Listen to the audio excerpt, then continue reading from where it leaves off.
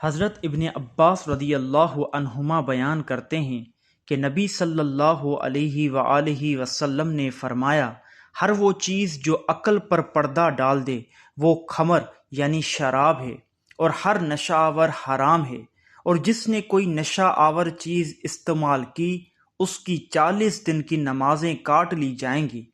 اگر اس نے توبہ کی تو اللہ اس کی توبہ قبول فرما لے گا۔ اگر اس نے چوتھی بار پینے کا اعادہ کیا تو اللہ پر یہ حق ہوگا کہ اسے طینۃ الخبال پلائے۔ پوچھا گیا، اے اللہ کے رسول، طینۃ الخبال سے کیا مراد ہے؟ آپ نے فرمایا، یہ جہنمیوں کی پیپ ہے۔